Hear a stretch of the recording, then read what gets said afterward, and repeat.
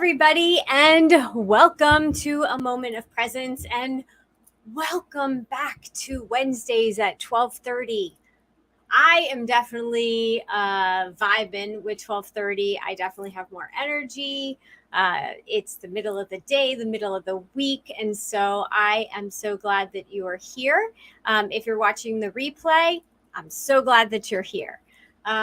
So I am Michelle Barone. I am a life coach, and I love helping people create the life that they've always dreamed of, but didn't know how to get for themselves. And whether that's disarming triggers, whether it's helping you understand reactions versus responses, every step is a step forward to making your life better.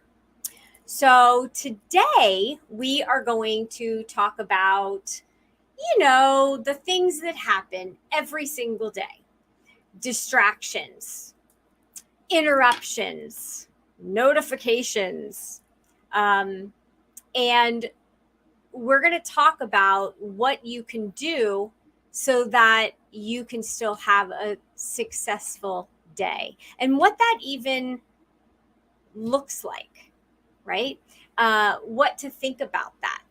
So have you ever started your day like ready to just take on the world, take on your to-do list? You have everything worked out. Maybe you got some stuff prepared the night before and you are just ready to have a great day and dive into whatever the goal is. And then life happens and you're blindsided by a phone call where it takes longer than you think, or someone is asking for help and you have to go run out and do something. This happens a lot. You see a notification on your phone. So you go and you look at the notification. But then as you look at the notification, you remember something else that you were going to do on your phone, but that you didn't get to. And so then you go over there. But then you want to look something up. And so then you dive into that. And all of a sudden, an hour, 2 hours have passed, and you jumped into a big old rabbit hole. And the to-do list is still sitting there.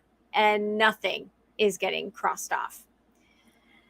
So here's the thing. Life is going to happen. There's going to be chaotic moments. And what we're going to talk about today is how to maintain yourself throughout those moments and how to be okay with whatever ends up being your day.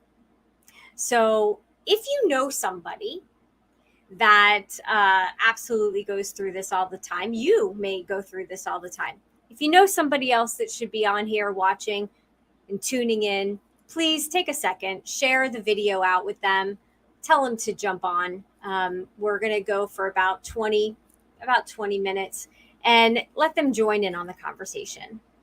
And my goal really is to help you, by the time we're done, really take the pressure, release that pressure off of yourself and give you a new perspective on this vicious cycle that we all get into on time and expectations. But first, as we always do before we dive into the full conversation, let's just take a few moments and just really bring us into the moment, into the right now. Okay. So big, deep breath in. Going to hold it for 3 seconds. Just exhale it out. And when you take a big, deep breath in, I want you to pretend that imagine that you are in a boat, right?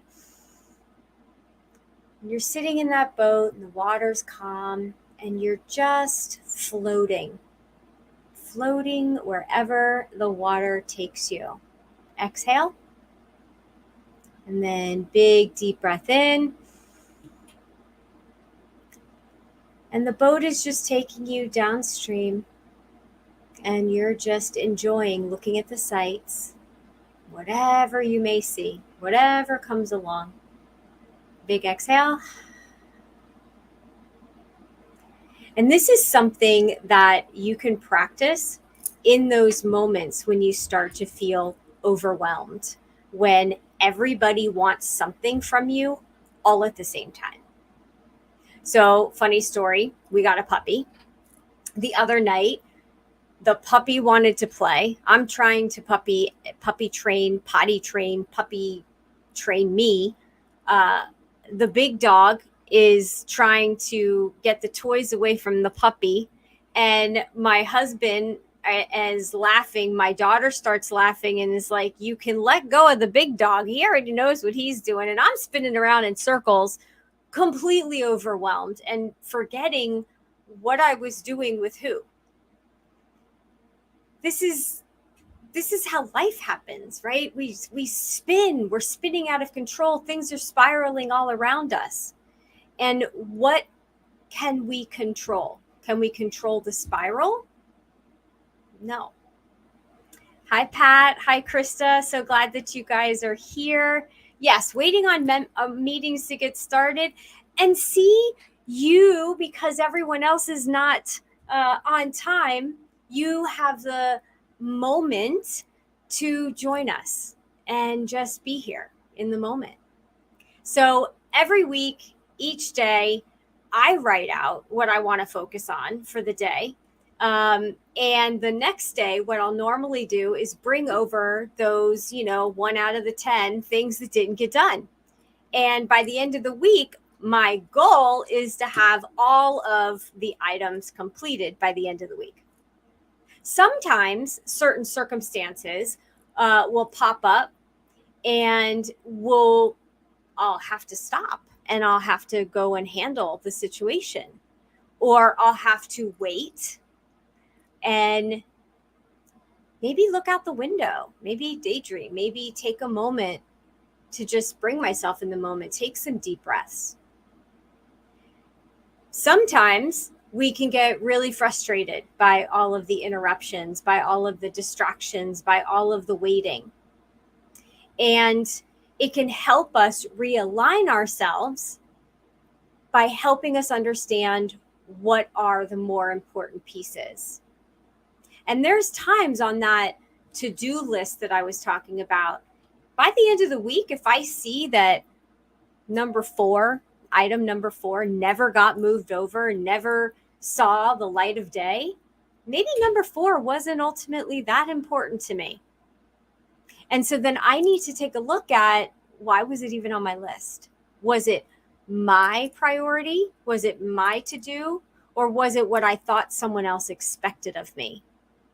And that's a big one, because you have to think about, what do you want your day to be like? What do you want to accomplish by the end of your day? And is it for you or is it for other people? And then you can dive deeper, talk about a rabbit hole. Then you can dive deeper and say, am I doing it because I feel like I should be doing it? Or am I doing it because I enjoy doing it? Which, that one's a big one. And if it is a should, you got to take a look at that. You got to look at it and go, why am I feeling obligated?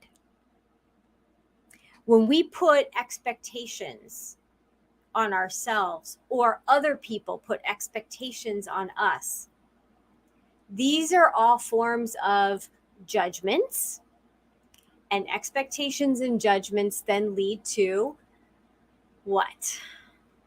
Disappointments. I'm going to tell you right now, you are not a disappointment to anybody. And if you are feeling disappointed in yourself, ask yourself why. This is when we get curious, folks. Not the time to push things down. This is when we start asking questions. Because the only way to solve situations is to ask questions. And boy, a group that I worked with this week, wink, wink, we learned big lessons by asking the important questions. And it's the same thing with ourselves. So this is when that we can start taking a look at ourselves and start asking ourselves the questions. Why was this on my list? Why did I feel that this was important? Is it important to me, or is it important to someone else? And here's the thing about this list, or this to-do, the to-dos that you keep in your mind. Are you pushing yourself aside to make other people happy, to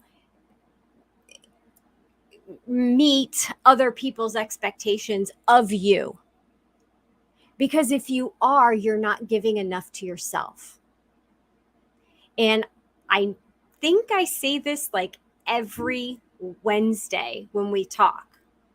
If you're not taking care of yourself, you cannot take care of anyone else. You will have nothing left to give. So you have to take care of, if you really and truly care about the other people in your life, the people that you love, the people that you want to be there for, then you have to take care of yourself, or you will not be able to be there for those people. So you got to be there for yourself. You got to show up for yourself. Now, what if, let's spin this. What if you went about your day just trusting that you're going to be led to where you need to be?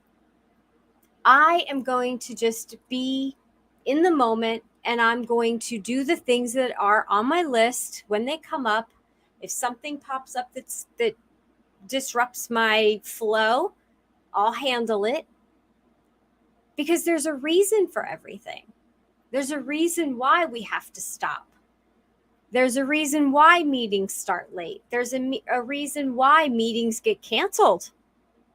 Have you ever had a situation where maybe your boss or the meeting was canceled for whatever reason, but you were really in a bad mood and you found out your boss was really in a bad mood? And it turned out that if you had had the meeting, it probably would have gone south really fast. Well, guess what? God, the universe, source, your flavor of the divine, whatever you believe in, has your back. And so the things that happen, the things that pop up in your life, pop up for you. Not to cause havoc. Well, maybe to add a little havoc into your life because maybe you needed it. What if you set your intentions?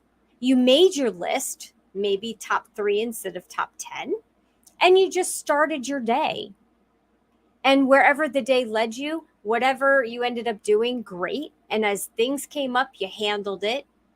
And maybe, what if you add yourself to one of those top 3?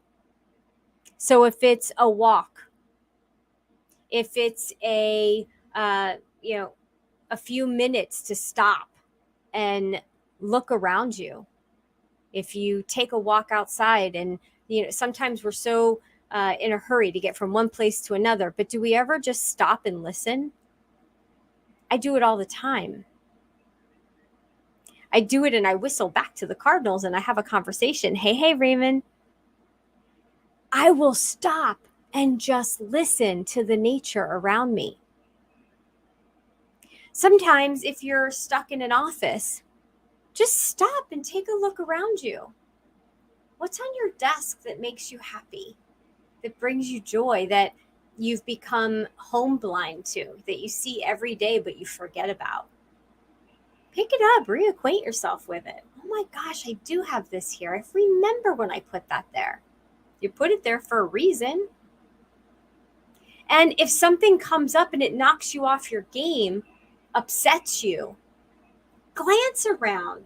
Remember what you're grateful for, including yourself. Take that big, deep breath. Tell everybody, I need a moment, right? Give yourself those deep breaths. And then respond. No knee-jerk reactions, right? No just reacting out of anger, frustration, feeling like you disappointed somebody. Sometimes you're the only one fighting yourself. You think you disappointed everybody, but no one else is really disappointed. You got to look at yourself. So think about this. What if there were no distractions, right? This is the other side. What if there were no distractions in your life? You woke up, you put your slippers on, you brushed your teeth, you got dressed, you went to work, same thing every single day, routine. You got your list done for the day, you ate dinner, you went to bed, repeat. So yesterday I watched As Good as It Gets. Old movie, Jack Nicholson. I don't know if anyone remembers it or watched it. He had a routine. He was OCD. He had a routine. He liked things done exactly the same way every single day, including the waitress, including the route he would take, whether he would step on a line or not step on a crack in the sidewalk or not. No deviations, no changes, no friends because they would be a distraction. Does that sound fun? Because we're here in life to have fun. Now, universe, God, source, your flavor of divine. We all have different descriptions of fun, definitions of fun, but life is what we make it. And so if we look at life as a game, and I know there's some of you out there that love to play those more realistic games, right? Where you're going and you have things you need to do, quests. What if that's what we're living? Our quests. And we're here to make the best of those quests. Are you really doing a great job? Are you using everything that you have, all the resources that you have in your hand that you've accumulated over the years? Are you really putting your best effort into this? So in this movie, As Good as It Gets, when he starts letting life in, when he starts asking questions, when he starts noticing other people other than his egoic self, and he takes a look around and thinks about what he's overhearing and what he's seeing, he realizes that life's happening all around him, but he's not really living. And when he welcomes in these people that cause a lot of disruption, a lot of chaos, a lot of distraction, his world becomes more fulfilled. He becomes more satisfied. And he also realizes that with all of the effort that he's made, right? Because everything happens for a reason. So even the fact that he focused so hard and he had made a lot of money, but he had no life, so he wasn't spending it. But he was able to give back and he was able to help these other people because of the hard work that he had done. So we can't look back and beat ourselves up about things that have happened in our past because they're what made us who we are today. So, okay, last week you didn't get you didn't get things done. Okay, so last month you disappointed somebody. Okay, so you didn't make it to, your mother's dinner party.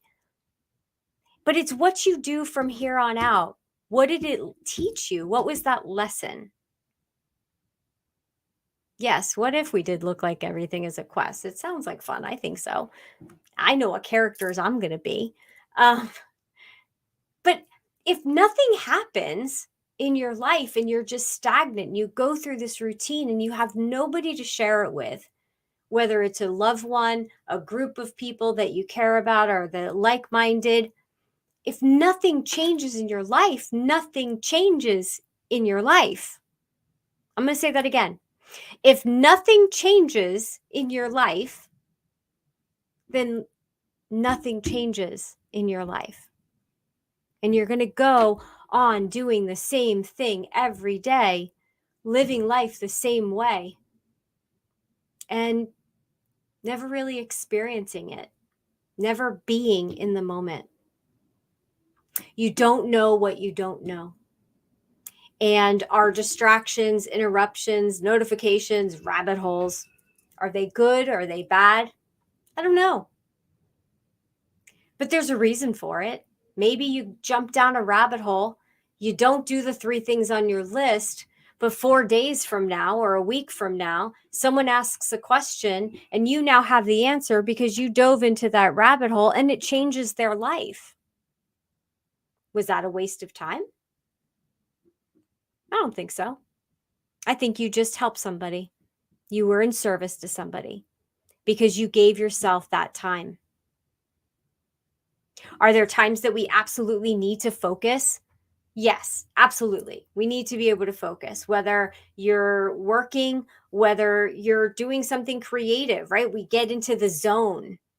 Oh, the zone. I love the zone. If you ever watch that movie Soul, it's all about getting into the zone, that genius zone, that when nothing else matters, you can't even imagine anyone else around you. So yes, those times are so important. Block them out. Block that time on your schedule. Turn your phone off. Put the focus thing on the computer where it stops all notifications, and just focus for those 30 minutes to an hour. Get whatever done that you need to get done, and then reward yourself. You finished the quest. Go and do something fun, something that you enjoy as a little reward. Give time to you. And if you're constantly saying, well, I don't have time for myself, I'm being pulled in all different directions and I don't have time for myself. And, guess what? That's your choice. You have to decide to make time for yourself. And if that means scheduling it on your calendar, a block of time that is absolutely empty, and it can move, right? It can fluctuate, but you build in that time. When I get up in the morning, and we've talked about this before, I get up at 5:55 every morning and I meditate. Sometimes I'll meditate for 15 minutes, sometimes an hour. I leave an hour chunk there. You know why? Because if I finish in 15 minutes, I may now have the creative juices flowing that maybe I want to journal. Maybe I want to draw. Maybe I want to go outside and take a walk. But I build that time in. So build that time in for yourself into the things that you're doing. And if you do that, I promise you're going to see a difference in yourself and in your relationships, because it's not going to be the same you showing up to life. Making a structured calendar is so helpful. Yes, structured, but then structure in some unstructure, if that makes sense. And it's fun. What is this block of time on your calendar? That's for me to do nothing. I'm sorry, what? Yeah, it's the art of doing nothing. And you know what you're doing when you're doing nothing? You're being in the moment. And that hour could be time when you are staring up at the clouds. And guess what? When we do that with our mind, that's when answers pop in. We may be searching and efforting and trying so hard to solve things. And when you just take a moment and you just are being and you're doing nothing, the art of nothingness, that's when we have inspirations. That's when things pop into our mind and we're, oh my gosh, I didn't think of it that way. So try it. Just give it a try. That's all I ask. So this is why I became a life coach, is helping people, by specializing in self-awareness. It's helping people identify their own emotional intelligence, how to embrace life, actually being in life, engaged, living in your own life. This is yours, and what you do with it is your choice. So I work with clients that are ready to acknowledge that, identify it, disarm the things that are setting them off, and realize, why am I letting it get to me? Is it that important? Really? Is it that important? help to manage their emotions, and learn techniques like this that can help you change your day, your routine, your life.